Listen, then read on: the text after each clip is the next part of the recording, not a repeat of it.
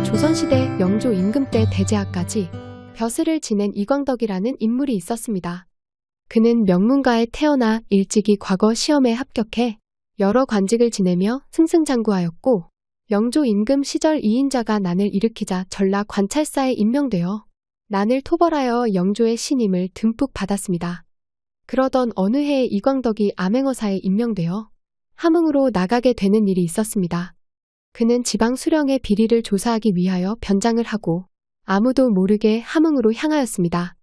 그를 따르던 사령들 또한 장사꾼이나 거린으로 모두 변장을 한 채 함흥에 미리 잠입시킨 후 그는 시종 한 명만을 대동한 채 거짓 차림으로 변장하고 함흥에 잠입하여 며칠 동안 관내를 샅샅이 조사하였습니다.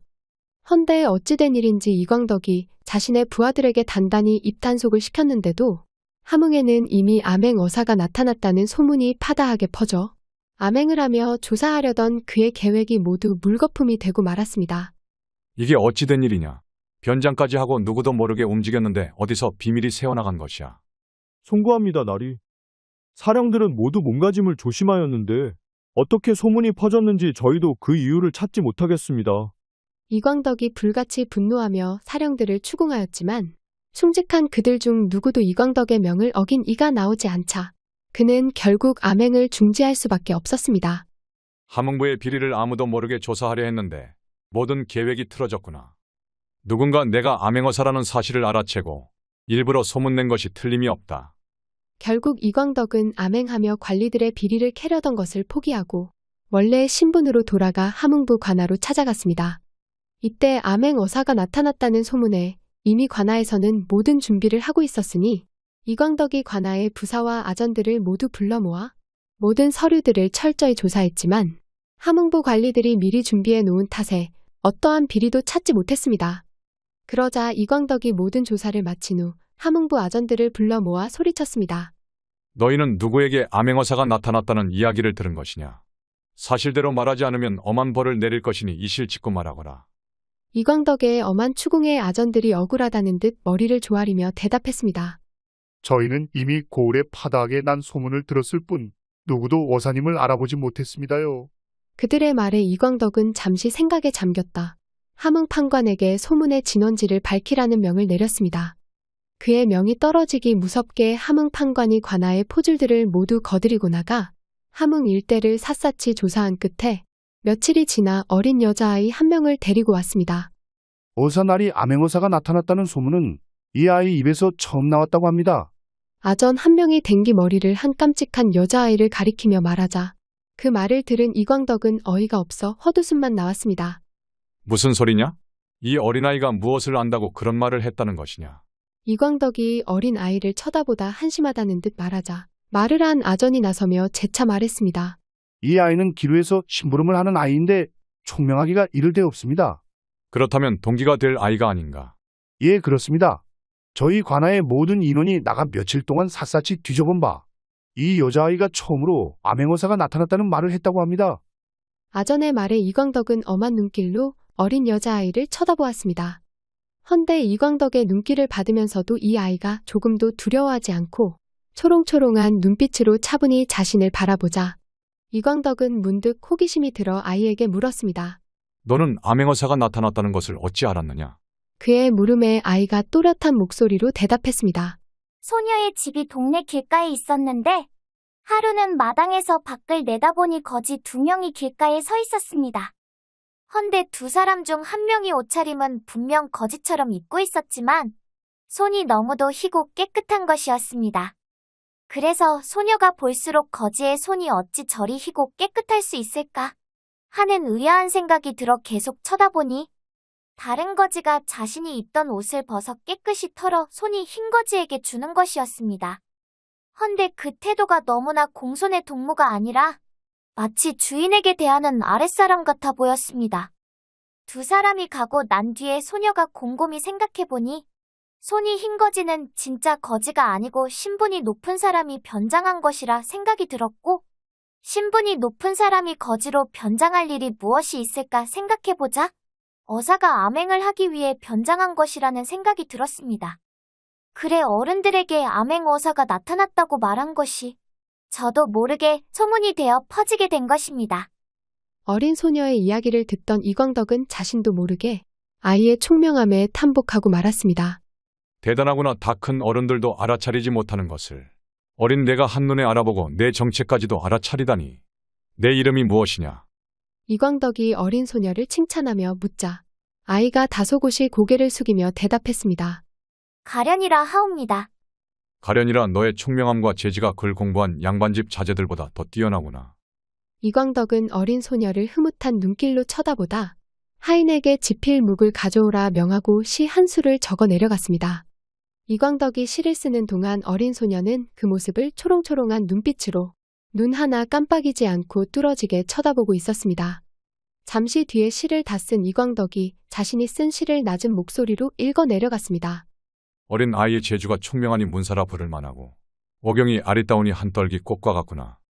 아직은 봉우리가 열리지 않았으나 만개하면 관복의 진랑이 되리라. 진랑이란 송도삼절로 알려진 황진이를 말하는 것이었고 어린아이의 재지가 장차 황진이 못지 않을 것이라 예견하는 말이었습니다. 이광덕은 자신이 지은 시를 가련에게 넘겨주자 아이는 그것을 공손하게 두 손으로 받았습니다. 내게 주는 것이다. 그것을 받아든 가련이 소중히 품속에 간직하더니 이광덕을 보고 말했습니다. 어사나리 나리께서 주신 시문을 정표로 간직하겠사옵니다. 정표라니.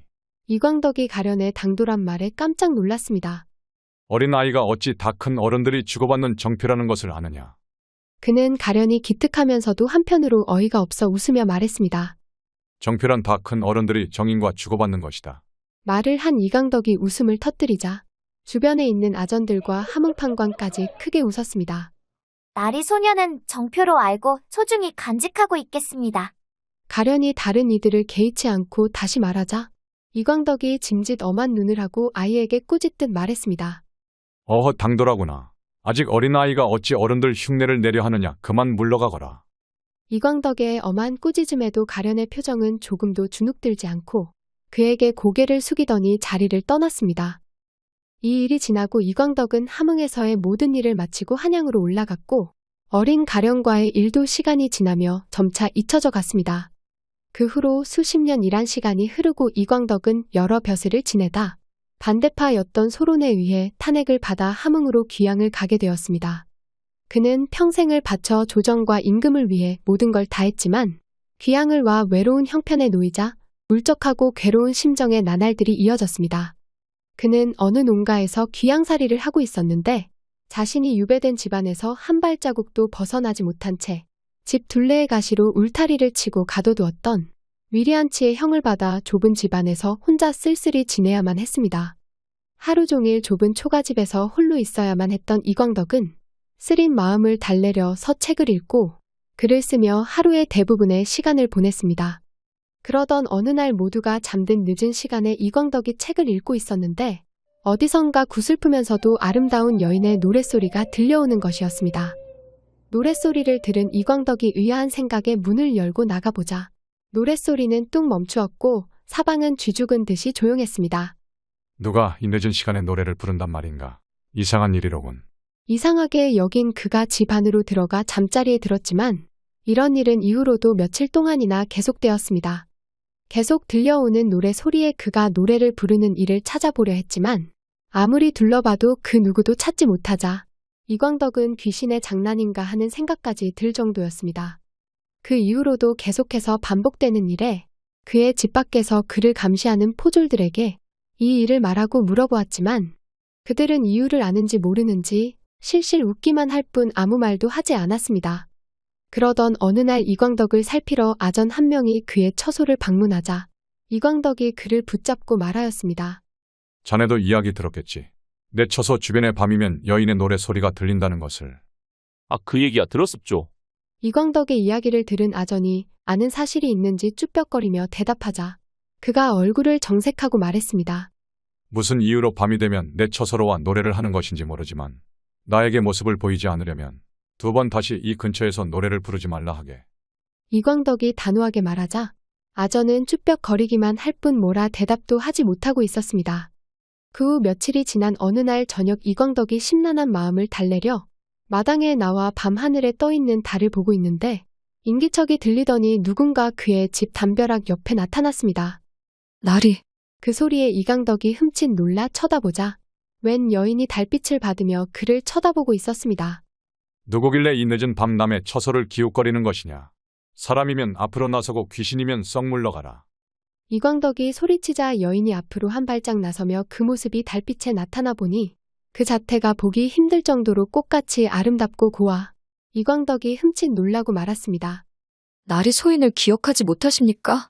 몇십 년 전 나리께서 직접 시문을 내려주셨던 가련이옵니다. 가련이라고? 내 함흥에서 나리의 정체를 밝혔던 어린 소녀를 나리께서는 기억하지 못하시는지요? 그러고 보니 이제야 기억이 나는구나. 내가 그때 그 아이란 말이냐. 그제야 이광덕은 옛일이 기억이 나 놀란 눈으로 여인을 쳐다보자 예전에 그 어린 소녀는 어디 가고 성숙한 아름다움 여인이 눈앞에 서 있었습니다. 그런 가련의 모습을 보며 그는 가슴이 떨려오는 것을 느끼고 가볍게 탄식하며 말했습니다. 헌데 그대가 이곳까지는 어인 일인가? 소인은 그날부터 언제고 나리를 다시 볼 수 있는 날만을 손꼽아 기다렸습니다. 나리께서 이곳에 유배되셨다는 얘기를 들었을 때 바로 달려오고 싶었지만 감히 나리께 폐를 끼칠까 두려워 아무도 모르게 밤이 되면 나타났던 것이었습니다. 가련은 어린 시절 만났던 이광덕의 당당하면서도 정의로운 모습에 반해 평생 동안 마음속으로 그만을 그리며 살아왔습니다. 그녀는 출신 때문에 성장한 후 기녀가 될 수밖에 없었지만 그녀의 아름다움에 홀린 사대부와 관리들의 숱한 유혹과 위협을 받으면서도 오로지 이광덕만을 생각하며 정조를 지켜왔습니다. 아니, 수십 년 전의 일을 갖고 지금까지 마음에 새겨왔다니. 나 같은 사람이 무엇이 그리 대단하다고 그리했단 말인가? 저는 이미 오래전부터 나리 한 사람만을 모시겠다고 맹세하였습니다. 제가 옆에서 나리를 모실 수 있도록 허락해 주십시오. 너의 말만이라도 감사하다만 나는 죄인의 몸이라 여인을 가까이 둘 수 없다. 가련을 바라보는 이광덕은 가슴이 뛰며 그녀의 말에 깊은 감동을 받았지만 그는 죄인의 몸으로 집 밖으로는 한 발자국도 나갈 수 없는 데다 누구와도 접촉하면 안 되었기 때문에 그녀의 청을 받아들이기 힘들었습니다. 몇십 년의 세월도 기다렸는데 몇 해를 기다리지 못하겠습니까? 저는 나리의 죄가 풀릴 때까지 언제까지고 기다리겠습니다. 가련이 이렇게까지 나오자 이광덕은 더는 아무 말도 하지 못하였고 가련은 자신의 말대로 그날 이후로 이광덕이 유배 생활을 하는 동안 정성껏 뒷바라지를 하였습니다. 그런 그녀를 보고 이광덕은 가련의 정성은 고마웠으나 젊고 아름다운 그녀가 자신 때문에 희생하는 것이 안타까워 몇 번이고 출가할 것을 권했지만 그녀는 꿋꿋하게 절개를 지키며 이광덕을 위해 모든 고생을 마다하지 않았습니다. 두 사람은 울타리를 사이에 두고 서로를 바라보며 눈빛을 주고받고 마음만을 나눴을 뿐 손을 잡거나 자신의 마음을 말로 표현하지는 않고 오직 마음만으로 애틋한 사랑을 보여주었습니다. 가련은 이광덕을 위해 가끔 제갈 공명의 출사표를 노래했는데 그 소리가 너무 아름답고 애절하여 그녀가 노래를 할 때는 그 노래를 듣기 위해 주변 마을 사람들까지 모두 나올 정도였습니다. 그런 가련의 노래에 맞춰 이광덕은 귀양 올 때 가지고 온 퉁소를 꺼내 그녀의 노래에 맞춰 부르니 그들의 연주와 노래를 듣던 마을 사람들은 그 아름다운 소리에 자신도 모르게 취해버렸습니다. 그렇게 두 사람의 애틋하고 기이한 사랑이 계속되다 시간이 한참이 지난 후 가련이 그토록 바라던 이광덕의 죄가 사면되어 귀양살이에서 풀려나게 되었습니다.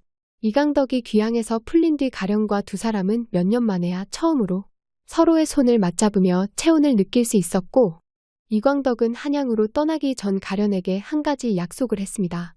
내가 한양으로 올라간 뒤 벼슬에서 물러나 너를 부를 것이니 그때까지만 나를 믿고 조금만 기다려 주거라. 내 얼마가 되었던 나리가 저를 부르실 때까지 기다리겠습니다.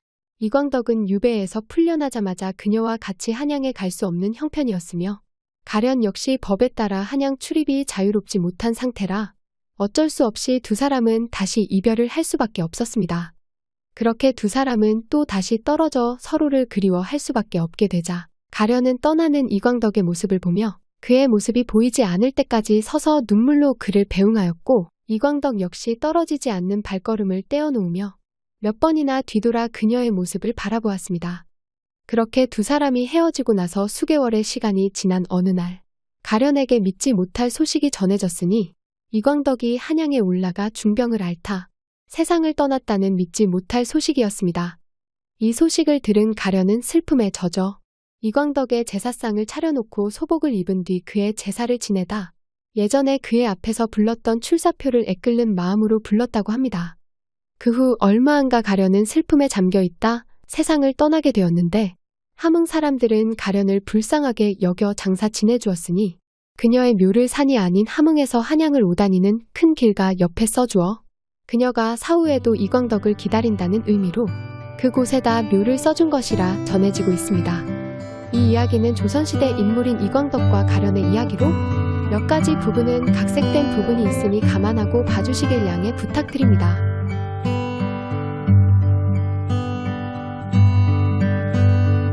긴 영상 봐주셔서 진심으로 감사드립니다. 다음에 더 좋은 이야기로 찾아뵙겠습니다.